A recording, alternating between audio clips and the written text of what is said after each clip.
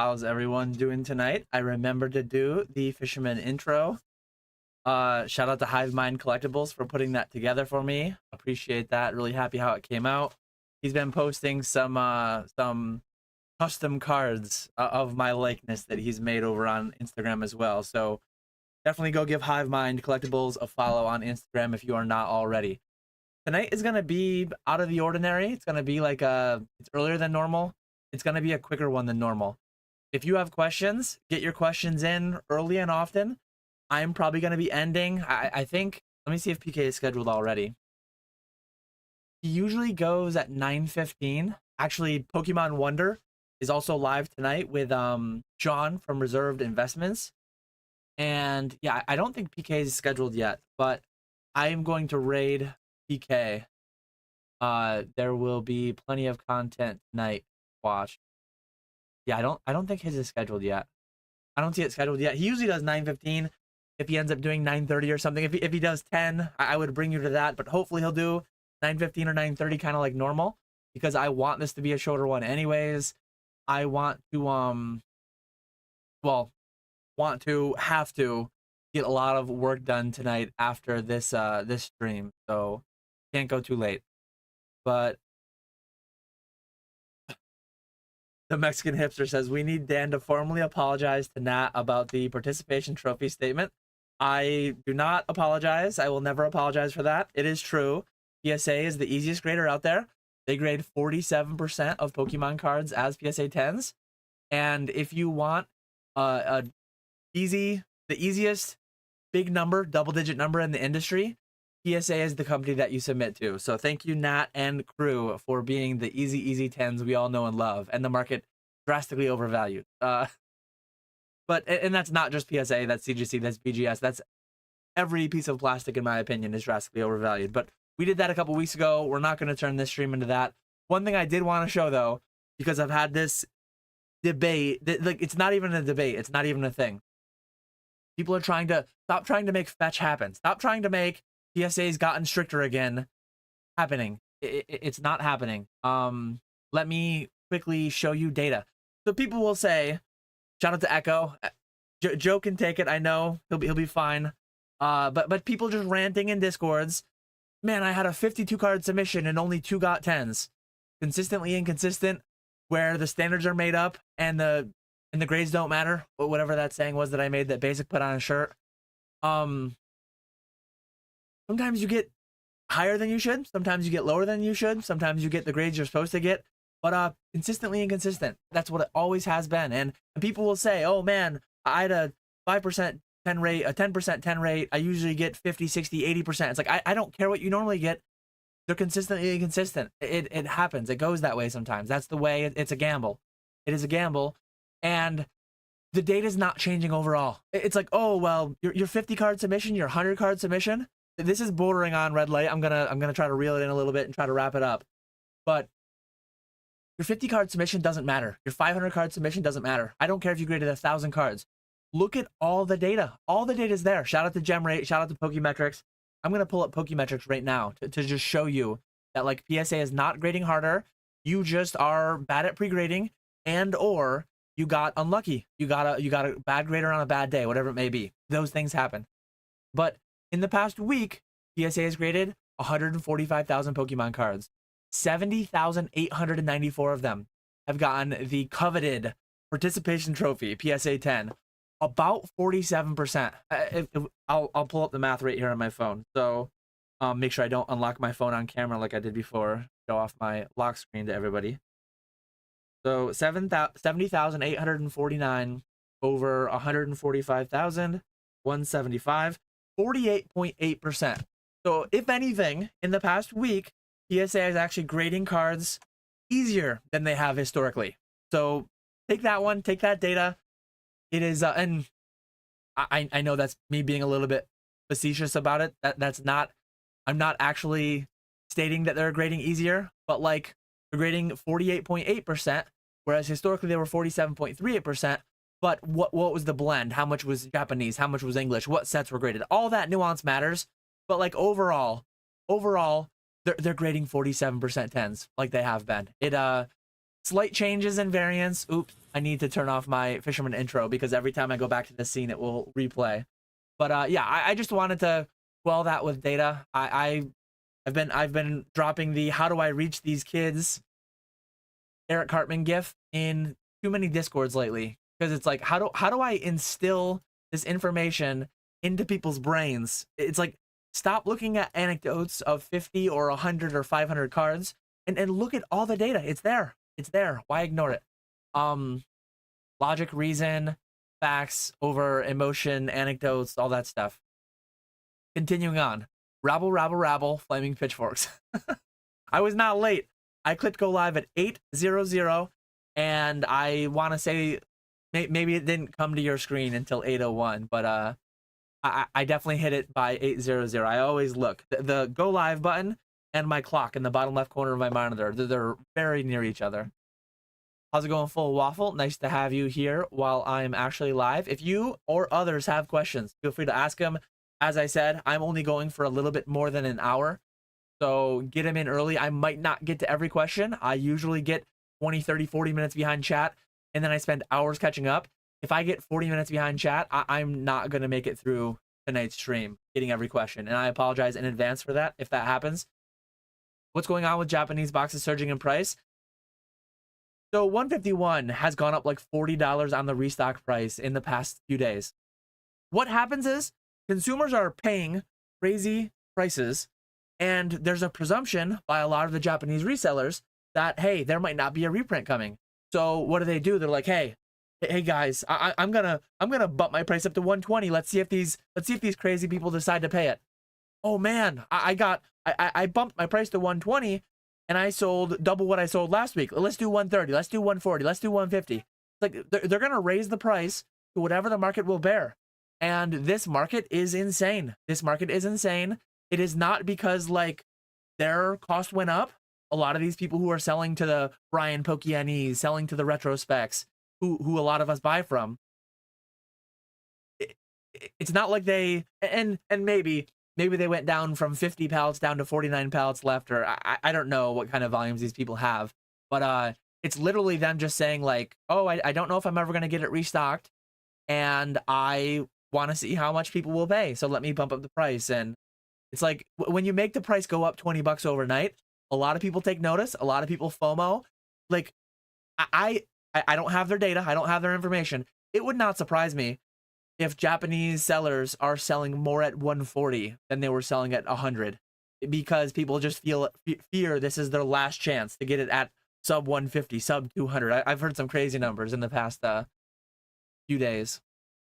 Japanese is way too high right now. I think people paying 130 plus a box for Heatwave Arena are going to suffer. I skipped battle partners when it was like 100-ish out of the gate. I got my first battle partners in at like the 70s or 80s, whatever it's at now. I still don't like paying the 70s or 80s, but it is what it is. I would rather Prismatic Evolutions, going to English, be $50, $60 ETBs. I would rather be able to buy Japanese boxes at 30, 40, 50 bucks. But this is the market that we're in, and these are the realities we face. BUY or BYE, as I always say. Pokemon prints 12 billion cards last year. Any guesses on how many they're going to be able to print this year? I think I made a guess. I'll probably guess a different number now. I think I guessed like 13 or 14 billion. So I probably have more than one varying guess out there in the ether. How's it going, Garen? Drew P. We will have to see the gem rate data over the next year to really be able to tell. I mean, you don't need to wait. You can go to Pokemetrics anytime. They show you the week, the month, the year. Or we can go into Discord and we can hear somebody talk about their 50 card submission. Oh man, guys, I got a 50 card submission and it came from New Jersey and only 10% 10s when usually it's 35% 10s or 80% 10s or whatever. Like, I don't care. I don't care. Like, people are so bad at extrapolating their anecdotes and trying to draw a straight line, try to draw a trend line between 2 points and think it's like what's actually happening. Yes, this is the PK pregame show. I will be rating PK whenever he goes live. I'm gonna try to keep my shirt's red enough. I am recording a video after this. One piece of the work that I have to do later tonight is I need to do the final once over on my taxes, and I was supposed to give it to my accountants earlier, but they didn't give me the we use, I think we use OneDrive. We use one of the like, it's not Dropbox, it's not Google Drive, but it's one of those type of programs. They send me a link to that. I drop everything in there. But anyways, they haven't given me the link yet, so I haven't been able to share my stuff. I might as well do one final triple check on all that stuff. But I did finish my taxes late last night before I went live with Peak That Shoe. If you didn't see that live with Peak That Shoe, definitely go check that out. That was a fun one. Ethan says PSA so frustrating. My order got there in December and now it's in research and ID. Ethan, free yourself. Free yourself from those shackles. Do not be an F5 pizza tracker. The amount of people who spend so much of their life in PSA order forms, in USPS, FedEx, UPS tracking things, refreshing. Where are my cards now? Where's this? Where? Just wait till they come back. You will be a much happier human being while you are not stuck refreshing. Oh, I forgot. The what's it called? The hockey thing is tonight. The hockey thing is actually Four Nations Face Off. That's happening like now, isn't it? I might need to have something pulled up on a secondary screen. The Four Nations Face Off is going on tonight. Go USA. I don't see. It says it's on Disney Plus. I actually do have Disney Plus. I'm gonna have to get that. I guess I'll just watch the second, third period, or probably just the third period by the time I'm done with this. But excited for that. Dan, do you have any tips for Pokemon boom flipping related exhaustion? Power through it because we're not always going to be booming. So don't burn yourself out entirely, but like work as much as you can reasonably do because it is not always going to be this crazy. Ride that wave while the waves are here. Yeah, there is hockey tonight. It is the Four Nations face-off. US took down Canada. I want to say 3-1 last Saturday night, I believe. I watched most of that. Last Friday or last Saturday night. And they're rematching in the finals now, Canada and the USA. Appreciate you, Navi Station, watching that live with Peak That Shoe. I like Peak a lot. I hope I get to cross paths with him this year in Charlotte, as we talked about there last night. Thank you, Binks. Nice to see you in here. Hope you are as well. How's it going, Was? High question. Why do the singles of Sun and Moon not following the growth of the booster box? Some of them have very low pop, less than 1K in PSA 10. So when boxes get old enough, and like black and white, even older than Sun and Moon, is a really good indicator of this.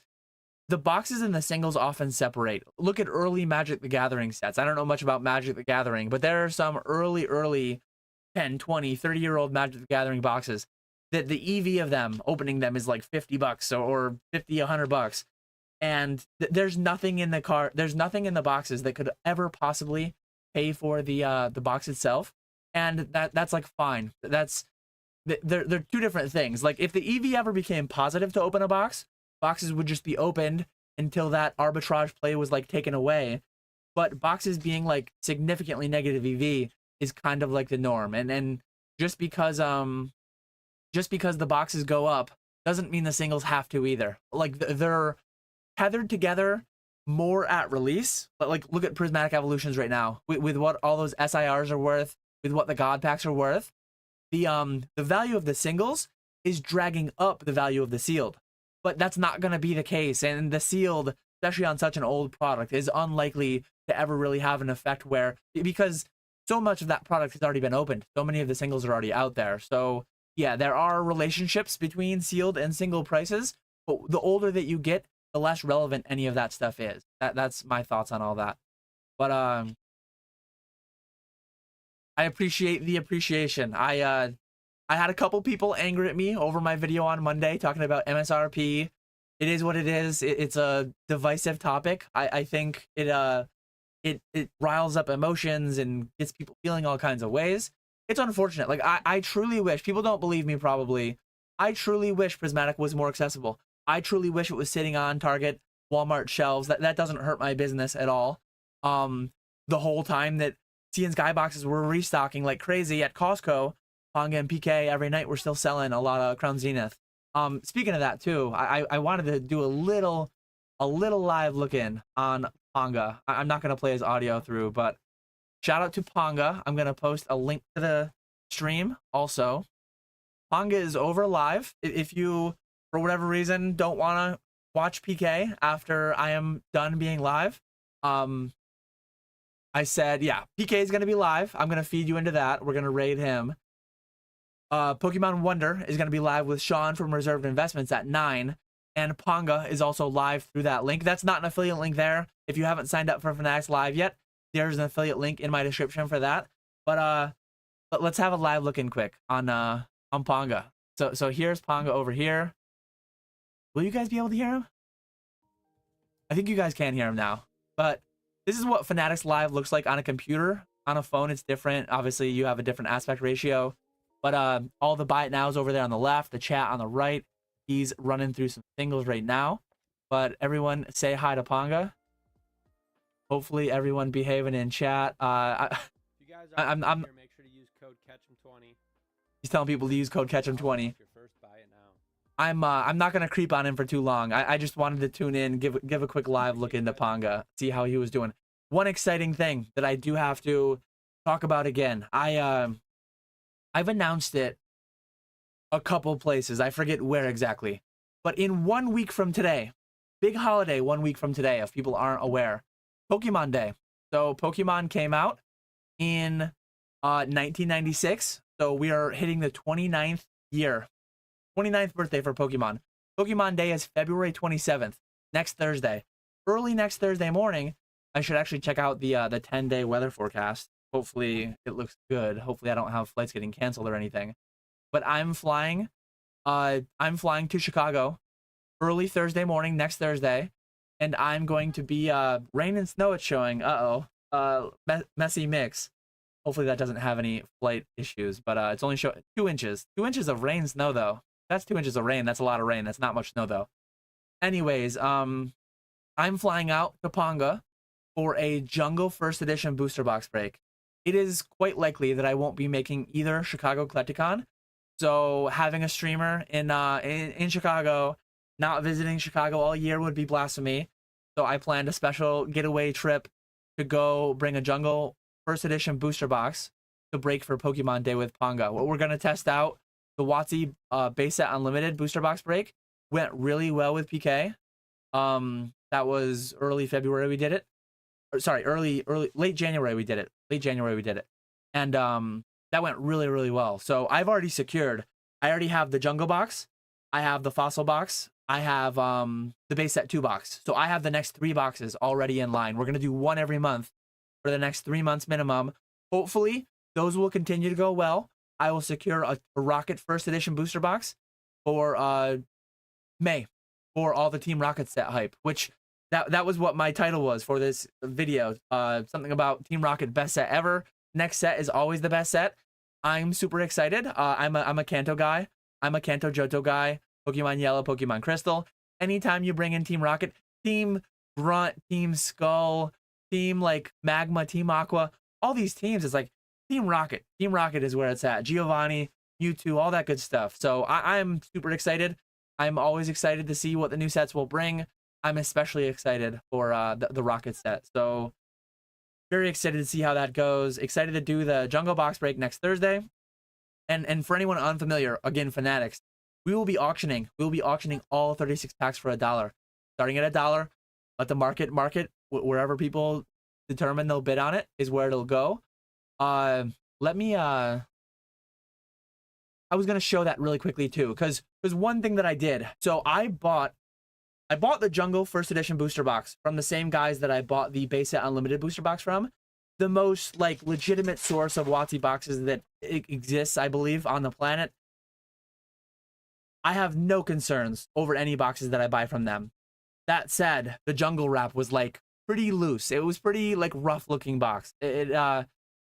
I bought a Fossil First Edition booster box from a viewer, a consigner of mine. And I bought it from them. They had it in their Fanatics vault for years. Fanatics stopped doing sealed selling. So I was opening the Fossil First Edition booster box to verify authenticity. Everything looked good. It passed the smell test, like not an actual smell test, but it passed the sniff test. Everything felt and looked good to me, but I wanted to be 100% sure. If I flew out to Chicago with a jungle box, if I sent PK a fossil box to rip on a stream, and we did a bunch of promo around it, and we built a bunch of hype, and then we open a resealed box, that would be a nightmare scenario. So that's why I did an unlisted live last week. I sent the link to the sellers, to the owners of the fossil box, just in case something were to happen. I wanted to have a live uncut video, and I did this. I probably will drop the link. I guess the link is right there if you can see it. But I'm not gonna play this whole 26-minute video. I'm just gonna talk you through a little bit. I will post this somewhere in case anyone wants to verify, like, hey, this box is resealed. There's stickers all over it. Dan taped it and he signed his name and stuff on it. Like, what's going on with this box?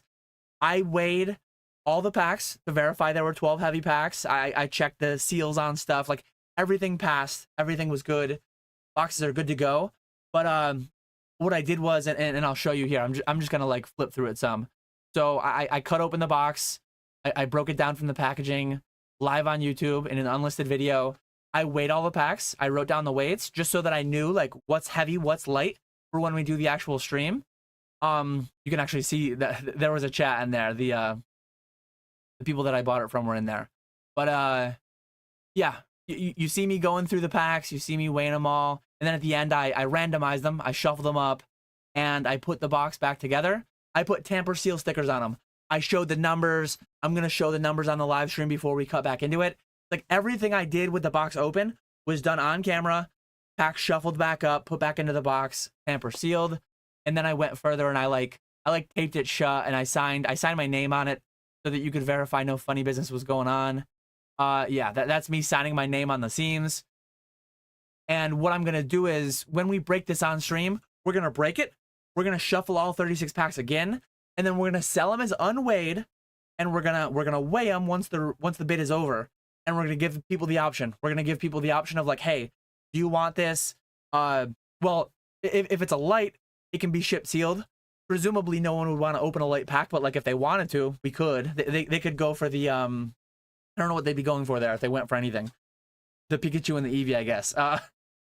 But we're going to shuffle them up, and then we're going to open the heavies, and we're going to ship the lights, just like we did with the base set box break. We're going to do that for Fossil. We're going to do that for Jungle. So since I had a video going anyway, since I wanted to have it documented so that people wouldn't have concerns, I did the same thing all over again. I did it with the Jungle box, and I verified.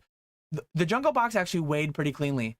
The Jungle box weighed pretty cleanly to where I'm confident enough that we're going to do guaranteed hollow. We're going to rip the heavy packs, and if for some reason, if I rip your pack, if you buy a pack next Thursday, if you buy a pack in March of Fossil, if I rip a pack and it's a non-hollow, you will either be refunded or I'll just give you the next pack in the box. Well, I'll probably just have to refund you. Yeah, I wouldn't be able to give you the next pack in the box because the next pack would also be an unweighed pack.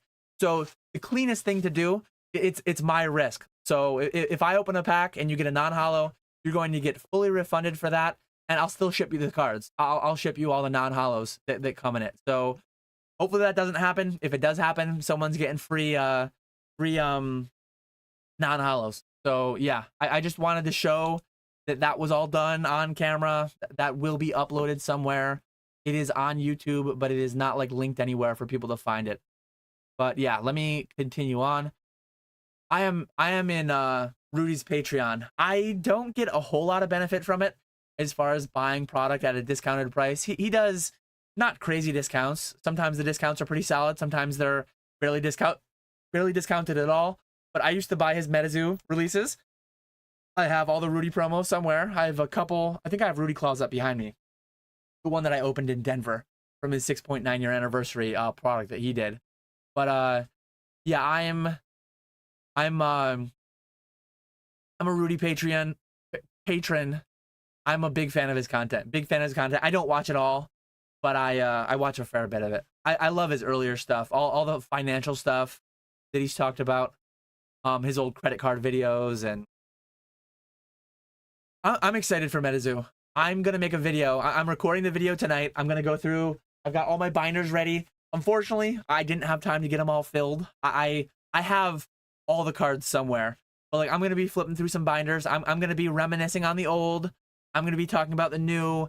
I'm gonna bring up issues that I had with Metazoo in the past. I'm gonna bring up some potential concerns and things that I'm seeing, hearing, feeling, thinking about the market.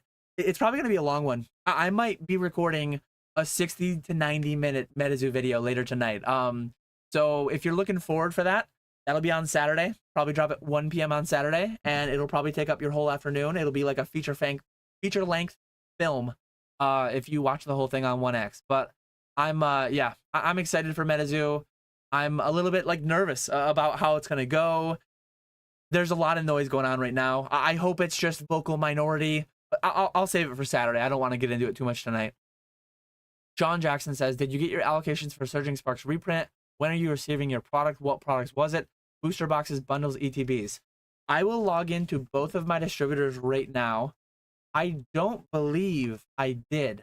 Let me... One of them did just ship me something. So I got 40 Surging Sparks booster bundles, and I got 20 Twilight Masquerade booster bundles as well. And where's my price? Let me see if I can find my actual order.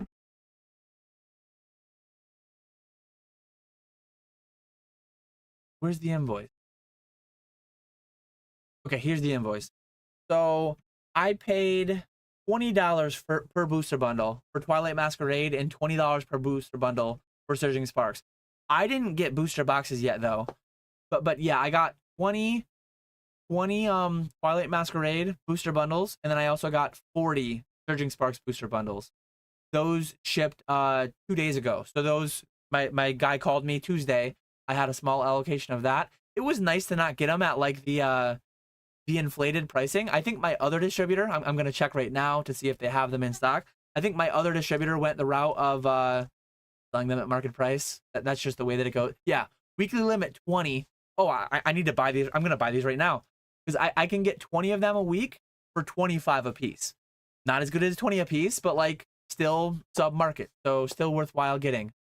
I'm just going to search weekly limit and see what comes up.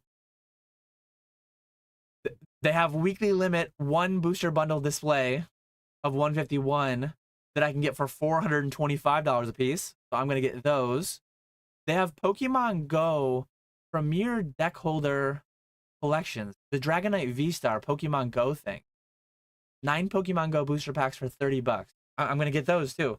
So I can get 6 of those. I'm doing a live distributor order as we speak on YouTube. I'm checking out right now. I appreciate you asking the question because you reminded me to check my other distributor to see what they had. There we go. My order is in. $1,105 spent on a little bit of product. How much is the Mew going to go for? I don't know. Are you talking about like that Chinese Mew that has 1,510 copies? Are you talking about some Mew from like Team Rocket that leaked? I have no idea. In either case. Wonder if the first half of Scarlet Violet will be more expensive than the rest of the era compared to Sword and Shield. No idea. Base set is best. I'm a big fan of base set. I love Team Rocket have the master set. I'm a big fan of Team Rocket. The OGs. My personal PSA gem rate is down by 0.069. Can you talk a bit about how PSA is done for while I prep my next sub? How's it going, Drew? Nice to see you in here. How's it going, Boondock? The smell test is a real thing. This is not Metazoo Saturday, but I didn't want to do a wardrobe change after my live stream before my recording, so I'm like, I'm just gonna wear the Metazoo shirt all day today. I went to the local library with my family earlier today. They had a little like Lego because it's February break week. Kids are off school, so all summer long, not all summer long, but a lot of the summer they have like a weekly Lego competition thing at the library because the kids are off school and they want to have like nice activities for the kids to do. Well, they did it this week, so we, my wife and I and the kids, we went earlier today, and I was rocking. I don't think I took my coat off though. I think I was wearing the Pokemon coat over the Metazoo shirt at the. I was gonna say I was wearing the Metazoo shirt in public, but I actually I didn't ever take my Pikachu zip up off. I don't think. So unfortunately, the Metazoo was not advertised to the world. I pulled a Mewtwo from the base set break. I regret not asking you guys to sign the card. Signing a holo, that would be.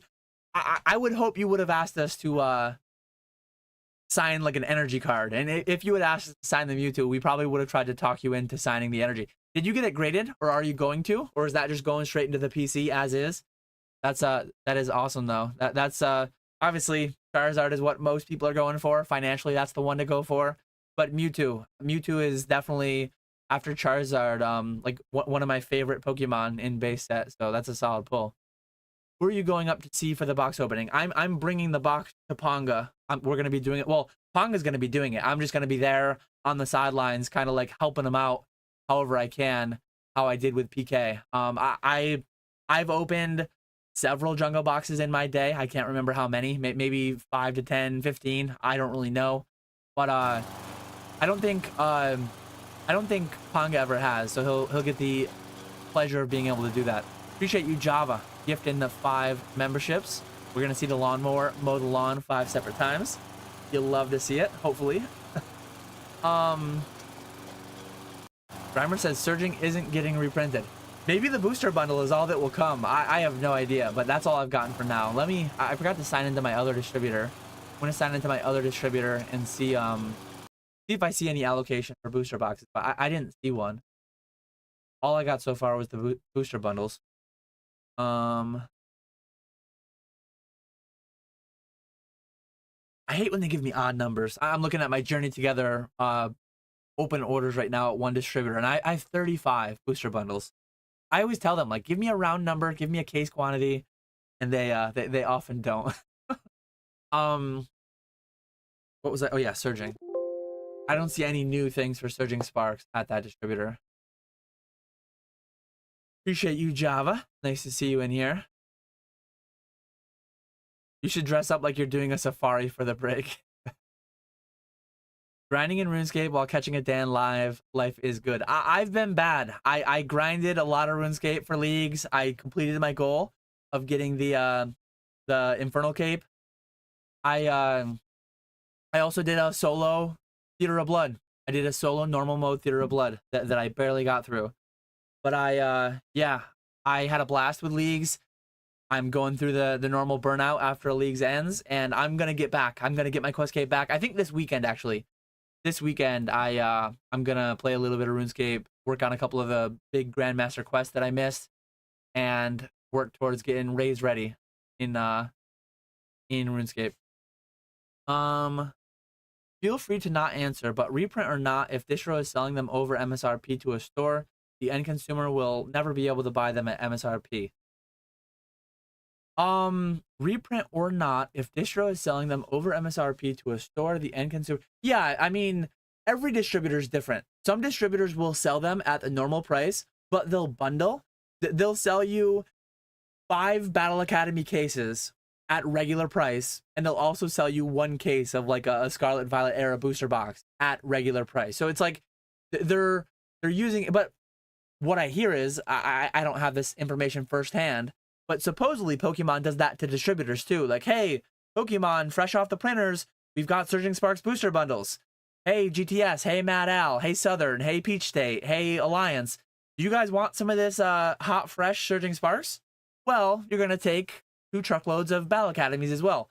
Supposedly that's what Pokemon themselves do to the distributors. So they do that to us. And sometimes the distributors, instead of doing that, they just charge full market price. I have 2 distributors for Pokemon, and one is charging me 25 with a weekly limit, and the other is charging me 20 on Surging Sparks booster bundles. It just is what it is. I take what's given to me, and going back to my video on Monday, MSRP, the whole debate, all the think of the children, all the things that people talk about. It's like, that's just the price. That's capitalism, supply and demand. I don't make the rules. I don't set the price even. If it were up to me, If every card and every item in the hobby was priced at what I value it at, it would be dark times. It would be, in my mind, jungle boxes are still $400. In my mind, base set boxes are still $700. In my mind, most prices are still like 2014, 2015, 2016 era pricing. And that's what I valued it all at. I was happy to pay $300, $400, $500 for a Fossil Jungle first edition booster box, rip them open, get a bunch of hollows, grade the hollows. I was making money doing it. It made no sense. They were plus EV to open for a short time. Well, short time being like a couple years. I know PokeRev was doing a similar thing, just at a way higher scale. But yeah, that's people have a hard time dealing with it. But I think the best analogy that I made, the best analogy is like a concert. It's like Pokemon used to be less popular. It used to be more accessible. Supply and demand. There's only a finite amount of cards out there. Only 12 billion last year, 13 billion, whatever it was. But I can try all I want. I went and I saw Taylor Swift for $80 at the New York State Fair, open for Rascal Flatts. And that's just not a reality anymore. It never will be again. She's way too big, way too popular. She doesn't like if she could print enough concerts, if she could just have a concert going on 24/7, 365 for the next year, maybe it would get out of people's systems to the tune of like her concerts would return to $80 for a concert ticket. But that's not happening. That is not grounded in reality. Whereas if you're patient, what is likely grounded in reality is, I think Prismatic Evolutions packs will be $6, $7. Every set has eventually gotten there. Pokemon 151 got there. All like Evolving Skies was there for a long time, significantly cheaper than that even. So patience. Being like, no matter how patient you are with Taylor Swift, her concerts are never coming back to you at $80. That's just a fact of life. So in Pokemon, at least it's not as grim. It is trying to like I have buddies where I live in upstate New York. A lot of friends are like Buffalo Bills fans. When the team was trash, they used to go to Bills games every year. They used to go rent like a bus, and 20, 30 of them would go down, tailgate, have a bunch of beers. They had a DD built in. They don't go anymore because the Bills are good now. Bills are winning. Tickets are like triple, quadruple what they used to be. And they had a price where they're just like, hey, I'm tapping out. I've gone to Rangers games. Well, I was going every year for a while. The pandemic ended up stopping that tradition. But just last year I went for the first time like in a while. And if games were $3,000, I wouldn't go. Games are like $300. At some point, I don't know where, somewhere between $300 and $3,000, I would stop going. But like $300, it's like, that's kind of a lot of money, but I like going and see the Rangers. But you got to draw a line. Everyone has to have a line. And above this price point, I'm not a consumer anymore. No matter how good the set is, no matter how much I like watching live hockey, no matter how much I want to watch Taylor Swift at her next concert. And that's more of a meme than anything. I actually don't even listen to much Taylor Swift music these days. I did back when she was opening for Rascal Flatts at the New York State Fair, but I'm listening to 90s country right now. That's my main my main jam. But it is what it is. I don't set the prices. We cumulatively, all of us do as a market, and the market consistently sets the prices way higher than I would personally. So I just don't consume much when the prices are so high. Which website can we go to if we want to purchase high quality Japanese modern sealed product? Let me I think I have it. Crap, I need to bookmark the link. But if you are looking for high quality Japanese modern sealed product from a trusted source, go over to the link below. It is an affiliate link. You will save $5 off every $100 on your order if you use code STAKE. Code STAKE over at Retrospecs. I don't believe I think retrospecs.com was taken. What is it? It's retrospecs.shop. So retrospecs.shop.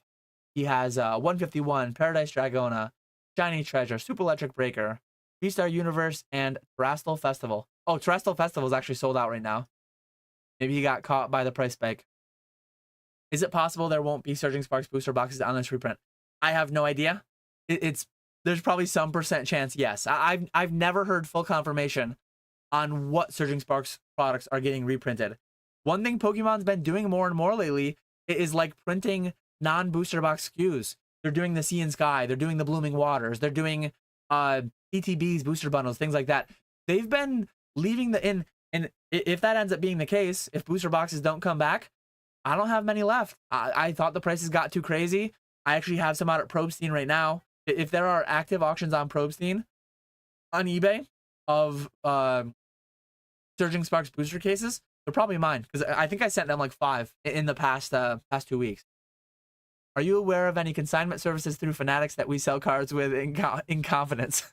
I appreciate you, Pikachu. I swear Pikachu is not a plant. I do know Pikachu, but I did not put him up to this. But if you are ever looking to consign through Fanatics Collect, I do offer a nice service there.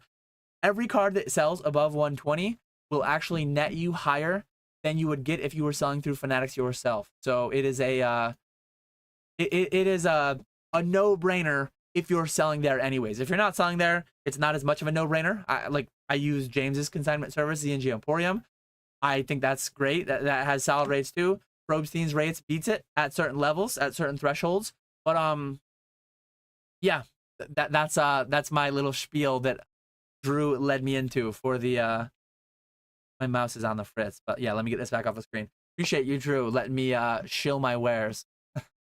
Been out of the hobby for a bit. Does your Fanatics consignment only slabs or raw cards too? So raw can be done, but the raw has to either be authenticated for $3 a card through CGC or graded for currently $9 per card is what I can do on CGC grading.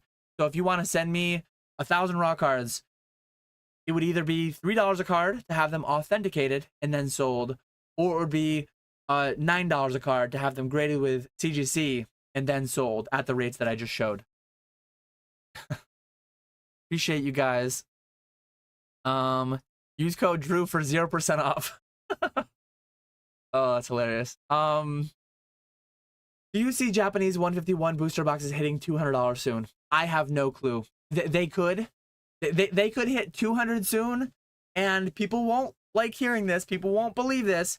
They could go back to 120 sometime soon too. If word goes around of a reprint coming, which I have no information on whatsoever, but like if there's a reprint scare, these people that are holding up the product will drop their prices a bunch in anticipation of getting a reprint.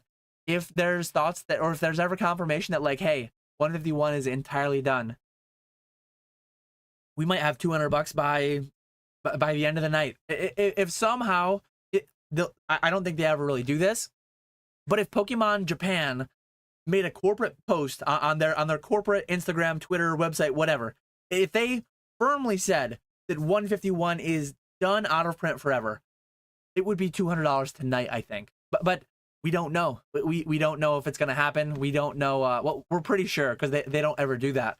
But it's like anything else. You should have a number that you're willing to pay for it, and once it goes beyond it, like bye. I'm done buying it. Very fortunate timing. I just bought through Retrospecs the other day. I bought through his wholesale on his Instagram. Reach out. He has his website. If you want to buy sub 20 box quantities, you can buy on his website. If you want to buy over 20 boxes worth of product though, I bought 151 earlier this week. They just delivered to me today or yesterday. Losing track of days and time already. I think it was earlier today. But 100 boxes I bought at like 110. I don't remember exactly what it was. A little bit over 110 a box, maybe 115 a box. But I just made accidentally $3,000-$4,000 in the time that it took the stuff to ship to me. Bless the hobby. Praise Arceus. It's so wild out here. The market is just insane. What all these singles are doing, what all these boxes are doing, it's mind-blowing. It is mind-blowing what is going on right now. Walmart is loaded with surging blisters. I do go to Walmart for their fine selection of it's become a meme, but it's actually the truth. Like, this is not me memeing. Walmart has the best meat selection around. Sadly, I don't have like amazing butchers near me. The best prices, the best, like the most prime grade cuts of beef, and they have tomahawk steaks. They have full briskets, everything a man could want, almost everything. I wish they had pork belly. I have to go to Costco for that. And I wish they had like dino beef ribs, they call them. Dino beef ribs. I can't find anywhere around me that has them for sale. I want to make like the Texas style. You cook them like a brisket essentially, but I want to make like the dino style big beef ribs with all the meat on them. You cook them like a brisket, all off the bone. I had some of those down in no, I think I skipped those. I was at Terry Black's and I got the brisket, which was good, really good, but not as good as the pecan lodge that I went to. But anyways, I digress. When I go to Walmart, I go to the meat section. I go grocery shopping. I don't even know where they keep the cards at the Walmarts that I go to, honestly. I've never looked. I'll have to glance at some point and see if anything's there. I'd imagine not, though. I like Pokemon Go. I have no idea why my one distributor has it, but I don't know if it's they found it in the back. I doubt it's a reprint at this point, but who knows? Who knows? Getting the Mewtwo graded, but considering the upside and the pack cost, I would have rather had it signed.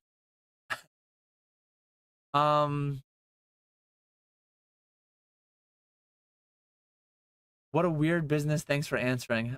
I forget which question. Oh, distro, the whole distro thing. Yeah, it is what it is. I don't make the rules. I just play by them. I'm out here doing my best. Swifty confirmed. My Walmart in the mountains hasn't had significant Pokemon stock since October. We're booming. Rocky's games are the absolute best. Team is consistently bad. Altitude makes ball go boom in air. Tickets cheap and plenty of bars nearby. I remember I went to Arizona back in college. I went to Arizona for racquetball nationals back in college. Not that I was really good. I was top 4 or top 6 on my team. On my team of like 12 people.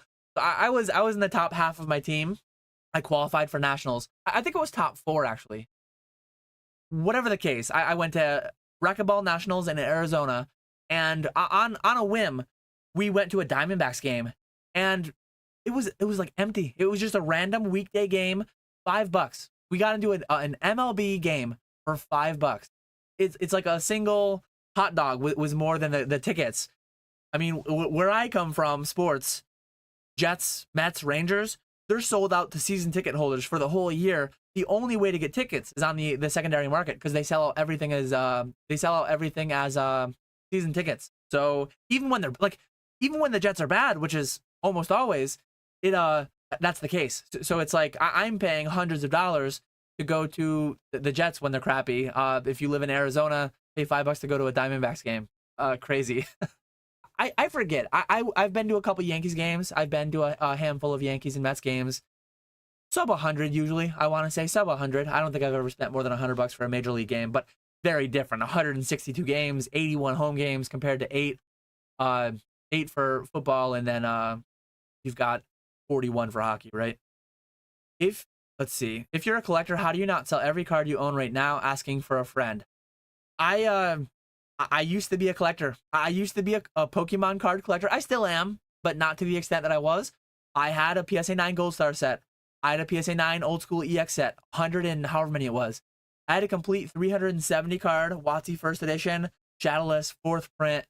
I had everything in PSA 9. I had everything. And I valued them to the tunes of tens of thousands of dollars. When I assembled that set, like my peak collection, my peak collection was probably worth, when I finished it, it was probably worth 50 grand, which was a ton of money to me at the time. Like, that was almost what I made in a year. That was almost enough to pay off my house I was living in at the time. And I contemplated. I put up a listing on eBay when it was worth like 40. I listed it for 50. When it was worth 50, I bumped it up to 60 or 80 or whatever. And then I finally delisted it and just sent all the stuff to PWCC to have them sold there. But or most of it, not all of it. But anyways, people get so weird.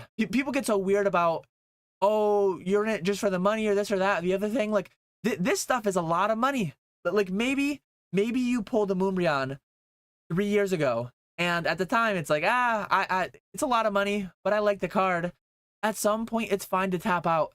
At some point, it's fine to say like, hey guys, you like it more than I do, or I'm just too broke for this. That's where I'm too broke for the Pokemon hobby. Genuinely, like I had to tap out on my collection because everyone else valued it more than I did. Not just a little bit more, but like if you have a card and it's like, man, this thing's $1,000. I could really use $1,000 to pay off my car, pay off my student loans, whatever it may be, to go on a nice vacation, whatever it may be. And it's at 1,000, and you're just like, no, I kind of like it. I'll keep it.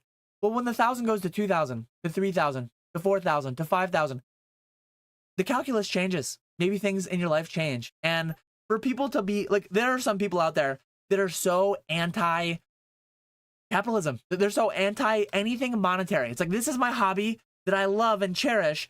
And if you bring money into it, you're disgusting. I kind of understand where they're coming from a little bit, putting myself in their shoes. Money cheapens it all, but what like I get what they're saying. I get the emotion behind it a little bit. I don't agree with it, but I understand their line of thinking that leads to that. But some people have a really hard time coming to terms with the fact that, like, and I was like, tons of people were faced with this from 2019 to 2020. A lot of people were faced with life-changing money, myself included. I had a high 5-figure collection that went to well into the 6 figures. I mean, it went well into the 6 figures. My inventory was in the 6 figures already in 2019. My collection went well into the 6 figures. My inventory went into the 7 figures.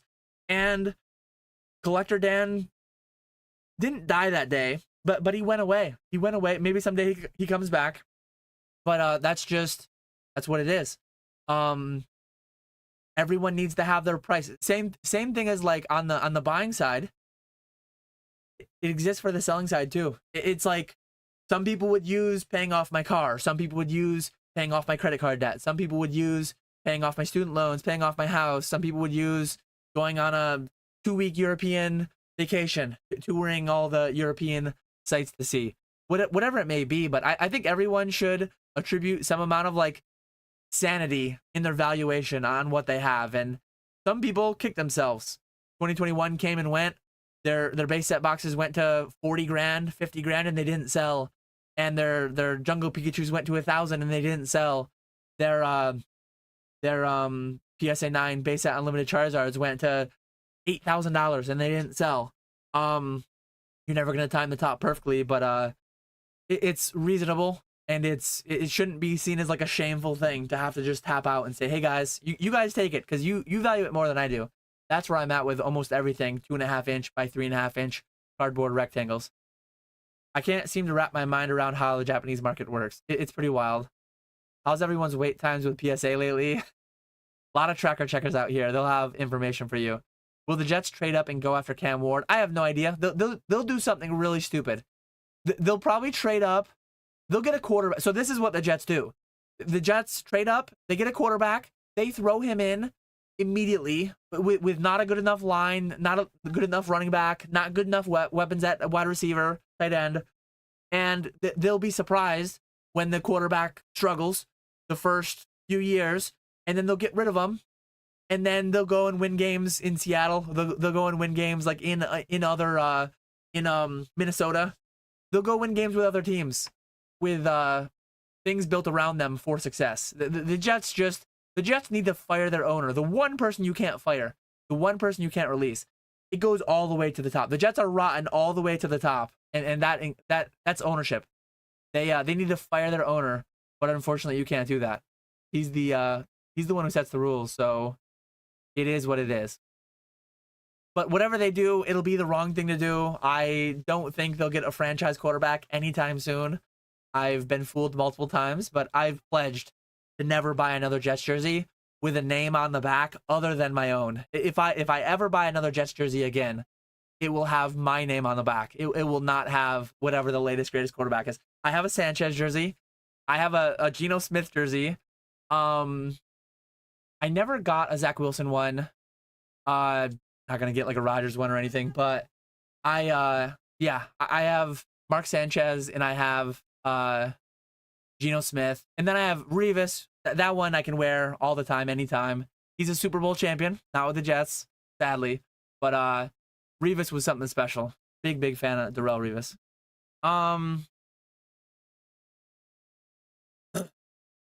The Japanese boom is insane right now. I can't believe how quickly and how drastically the prices moved up on retro stories. And yeah, like you've got Rocket. Well, like what is Rocket gonna do?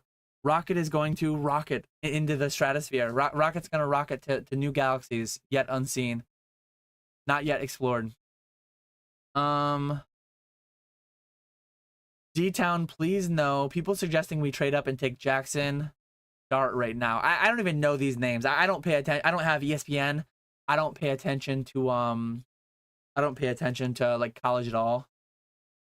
Oh no. I pulled up ESPN quick. Canada's up 1-0. Hopefully the USA will get it done. Hopefully they didn't win. Canada and the US will have played 2 games. And if US chose the wrong one to win, that's gonna be a bummer. Hey there, UK viewer here. Do you think Pokemon is peaking too early and the 30th anniversary will be a bit of a letdown, or do you think they can go that extra level? This level of insanity cannot sustain into the 30th anniversary. It just can't. I don't think. I don't think there's enough money on planet Earth. But I don't know though. Appreciate you, Justin Hall, for subscribing. I truly don't know. I'm just speculating. I would lean towards there having to be some kind of a cooldown in the summer, in the fall, whenever, before the 30th comes. Past anniversaries have been like lukewarm.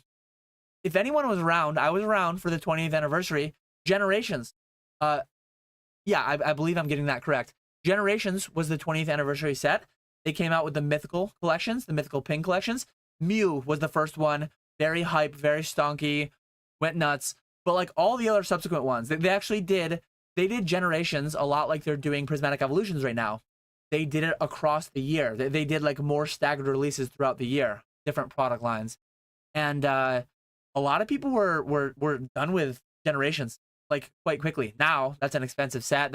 It's aging well because everything is in this boom. But I think there's a chance that we could get like a Generations 2.0. I'm not saying reenacting the set, but reenacting the behavior of the set, reenacting the reception of the set. That absolutely could happen. People are just like, it's scary. It's scary how much greed, how much hype, how much FOMO, how much stonking is going on out there. People are like, oh, Rocket set can't Pokemon can't do any wrong. Rocket set, 30th anniversary. Like I've heard people saying scary things about how we're guaranteed to boom at this level or higher through the next 18 months. It's like, okay, we might. That would be insane. I will be fully financially independent before the year ends if this happens with fully sustaining what's going on. I don't think it can. I don't think it will. But I could be wrong.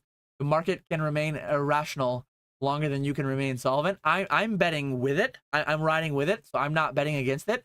So if the market remains irrational longer than I can remain solvent, I will have infinite solvency. I will have all the liquidity I've ever had in my life. I will be financially independent if this irrationality can persist.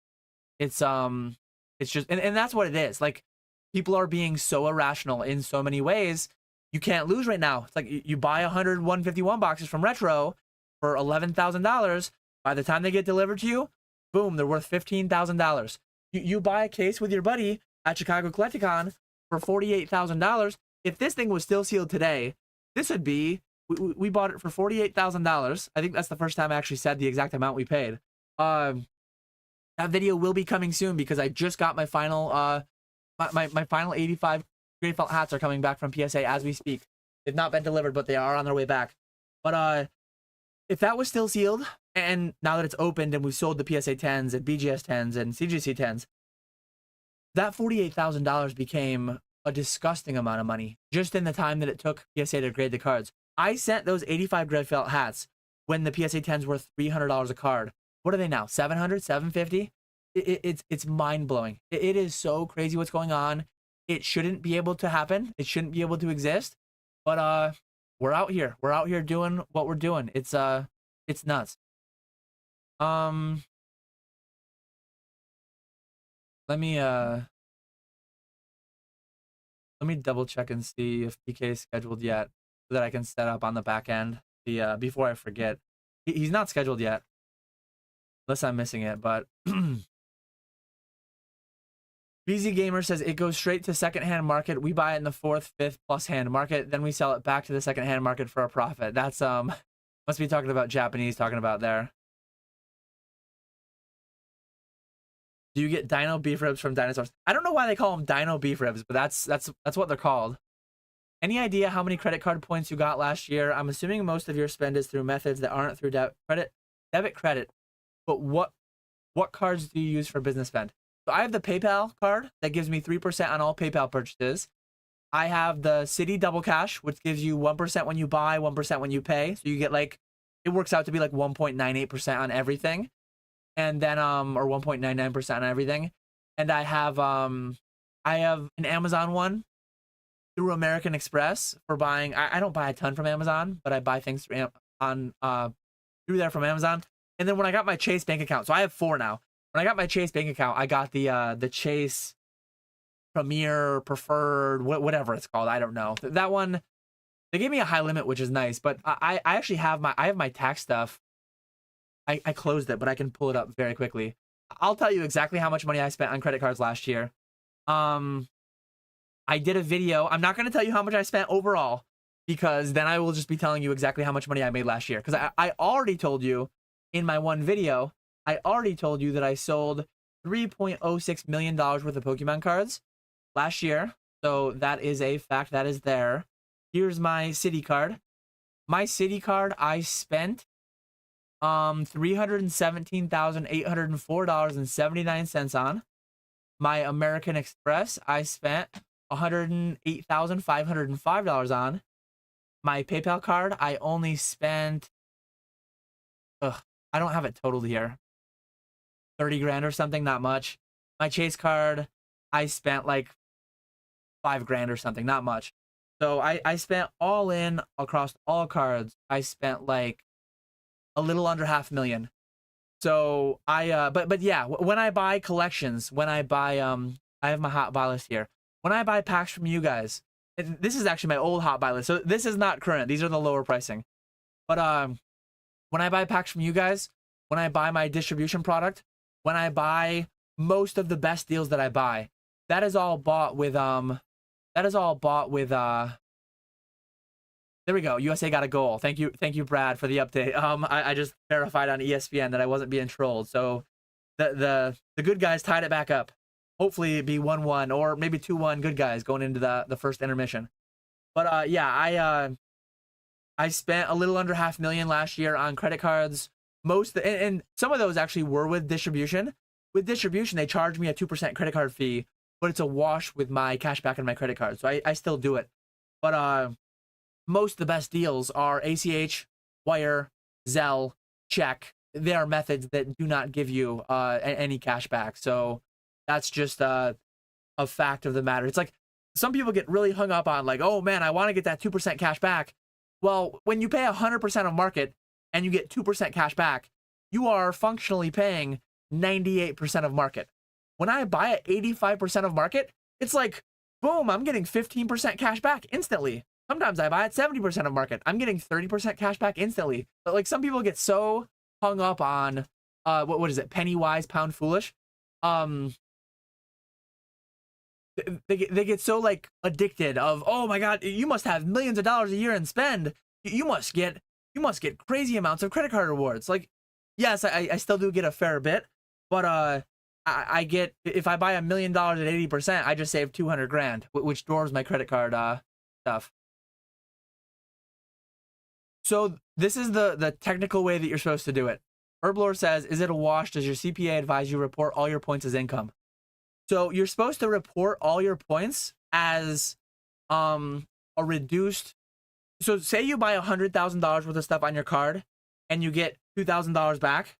You use it as a reduction in cost. So you didn't buy $100,000 worth of stuff.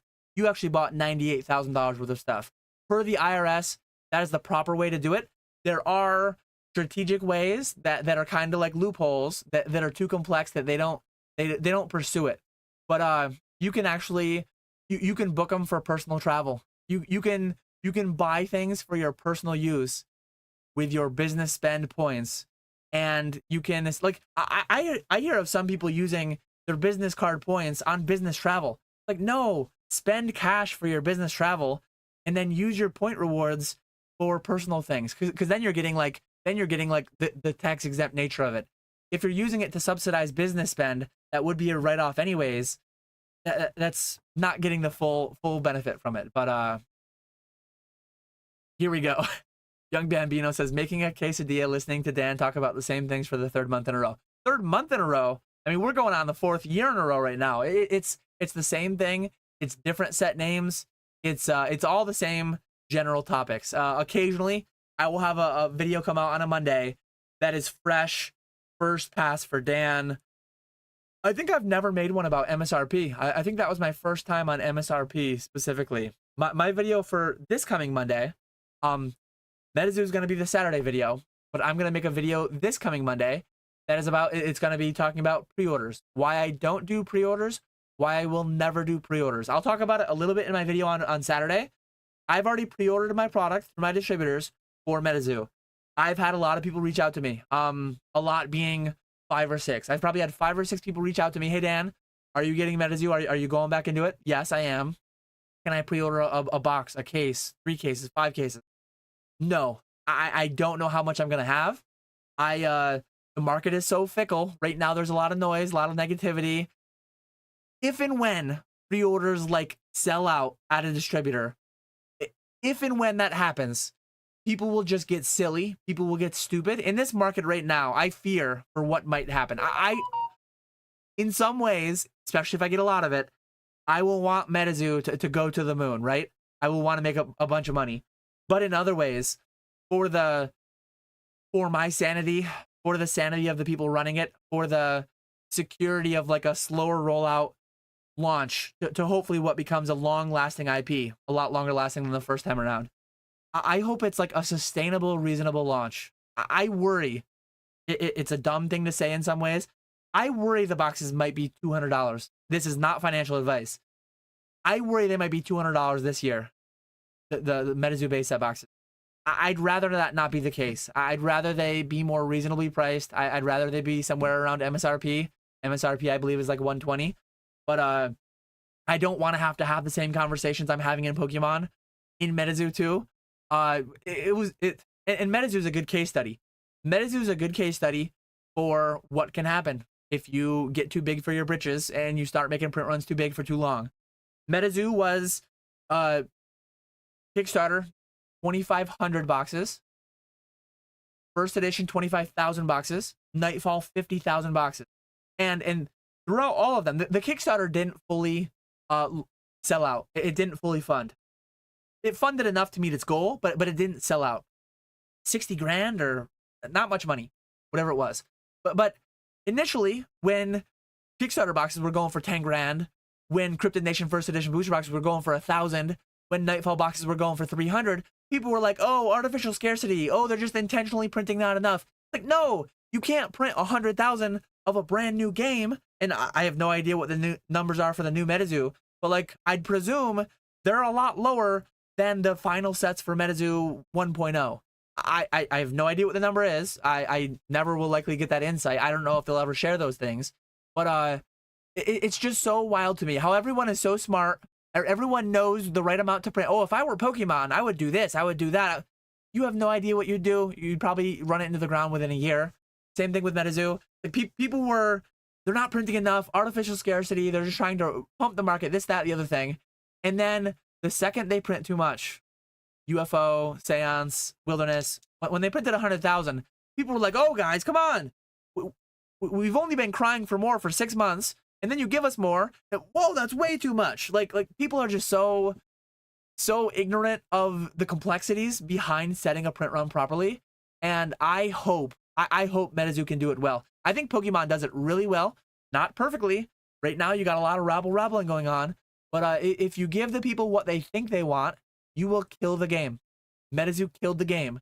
Getting too greedy, all the things that they did. A lot of things that they did, but a lot of which I probably don't even know. But they printed the game to death. And Pokemon could print the game to death. There are numbers of Pokemon cards being printed that would print it to death. They're too smart for that. And the numbers are like really, really big. I've heard people say silly things. There's no amount of Evolving Skies that you could print that would ever make it be this. There's no amount of 151 you could ever print. They're printing a lot of it. They're printing historic amounts. And yes, we are booming still. But I promise you, there's a number. If everyone instantly tomorrow woke up with a gray felt hat on their pillow, that would be too many. If they printed 12 billion of one card, literally every person on the planet would have one, could have one, more than one each. That would be too many. That card would be worth functionally nothing. That card overnight, if everyone got airdropped one on their pillow, that would be worth nothing. And that's an extreme example. That's hyperbolic to demonstrate a point. Every product has a limit, but I trust Pokemon to not go past that line, and I'm gonna. I mean, I over trusted the original Metazoo. I over trusted Mike Waddell and crew. I'm gonna trust the new Metazoo GameCubator Labs, the licensors of it. I'm gonna trust them, and we'll see how it goes. We'll see how it goes. I'm gonna try to turn off the Metazoo talk for now because I'm gonna be talking about it a lot later tonight for my Saturday video. 87 watching, 27 likes. Hit the button, folks. Appreciate you, Retro. Pumping the got all these rocket ships, all this booming going on, and the like button is not booming enough right now. We need at least 69 likes. The hype ends after you buy the Nintendo Switch 2. Let's see. Retro wants to know how the quesadilla came out. Any recommendations on what questions to ask a CPA hobby turn business? Ask them cash versus accrual. A lot, like I made a video a few weeks ago about consulting competent experts. Not every expert is competent at what they do. Ask your CPA if you think, ask them if they think that you would be better suited to be cash basis or accrual basis. And if they tell you you can't be cash basis, you have to have an inventory, turn and run because they're wrong. And some amount of CPAs out there don't know how to do their job. Some amount of CPA, and to be fair to them, some amount of CPAs are specialized towards a certain sector of the market, and they might not know that the tax, what was it called? Tax Cuts and Jobs Act. Yeah, TCGA. I believe it was the 2019 TCGA, Tax Cuts and Jobs Act. That made it so small sellers sub 25 million in revenue, I believe it was, were able to expense inventory the year that they bought it, and they are able to claim as a cash basis even if they maintain an inventory. So a very good question to ask a CPA is, can I be or should I be cash or accrual? And a very quick indicator of if they're right for you or if they're right for a cardboard business is if they say you have to be accrual, maybe you're better suited to be accrual, but if they say you have to be, they're wrong. Find someone else. That's what I would say. Code cards are worth something. They're just not worth much. Couple cents a piece. There are some apps actually where you scan them into the app and they buy them from you right in there. 1,000 codes for like 20 bucks or something. But it's more than nothing. But also, what's your time worth too? I don't know how long they take to scan.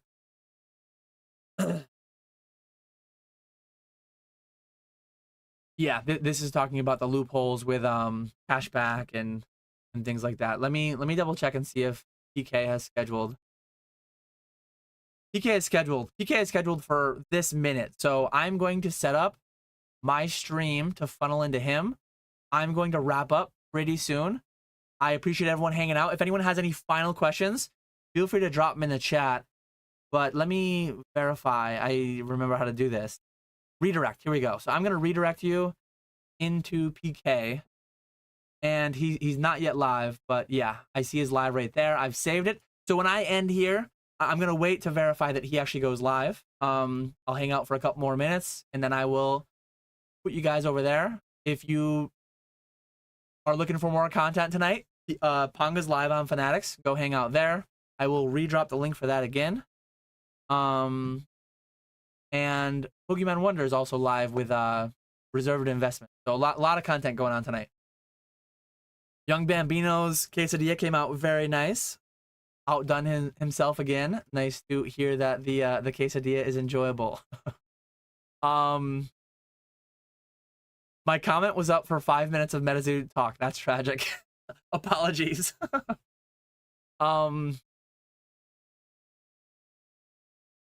Be fearful when others are greedy. Be greedy when others are fearful. Everyone right now is so greedy. It's pretty scary. I'm definitely a little scared, but I'm also buying.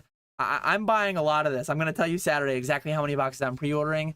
I'm buying unprecedented amounts of product to sell. Unprecedented amounts of product.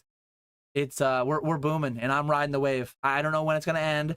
It might crash into a wall at the end of it, but I'm here and I'm having a good time. Don't forget the free money. That is not my affiliate link. My affiliate link is actually in the description below. If you are new to the Fanatics ecosystem, you will get $25 credit. Clicking that link below, I will also get $25. So appreciate you if you do that. Code CATCHEM20 you have to use in the buy it now section before you use your $25 code. If you have a PSA account, Fanatics is actually great because in your email, search Fanatics PSA, Fanatics PSA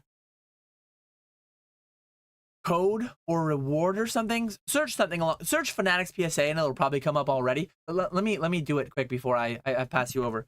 Fanatics PSA credit. Search Fanatics PSA credit, and then the subject line of the email is your $125 Fanatics Live credit is ready to rip. So I have the $200 tier PSA membership. I get $125 credit every year with my membership to use at Fanatics Live of free product. You pay $5 shipping, and if you're the $150 tier for PSA, you still get a $60 credit. So you might have up to $100 for free, maybe $160 for free. If you're a high tier PSA member, code CATCHEM20 and the $25 affiliate link from the sign up. So there's a lot of money. All you got to do is pay shipping. You pay $5 and you get $100 and something worth of product. So yeah, PK just went live. Snack bread needs some. That's one great thing about Fanatics too. Go tell PK what you want in the buy it now. Tell Ponga what you want in the buy it now. If they don't have it listed, they probably have it. They can create a listing for you. They'll create an auction. They'll run an auction. While the auction's running, they'll put up a custom listing for what you want. Standard financial saying and beliefs don't apply in our current economy. Money is far more inflated than people realize, and it's just getting worse. Such a great deal. 45 free. Thanks, Dan. Yeah, thank you. Thank you. PSA is holding my PSA 9 Shadowless Charizard hostage. Send it in for reholder. They say it's on hold and won't tell me what the holdup is. Could be your credit card. Could be something like that. Just email them. You're going to have to wait like a week for a reply, unfortunately. Hopefully you get that sorted though soon, Bings. You can use it on... So use code CATCHEM20 in the buy it now before you do anything. If you bid on an auction, code CATCHEM20 disappears. You can no longer use it. So use code CATCHEM20 first. Then use your $25 sign-up credit. Then use your PSA credits. The PSA and the sign-up credits can be used anywhere, auctions or buy it now. The code CATCHEM20 can only be used on the buy it now. So yeah, appreciate everyone hanging out. I'm gonna end now, and then we will be funneled over to PK's live stream. I appreciate you all watching.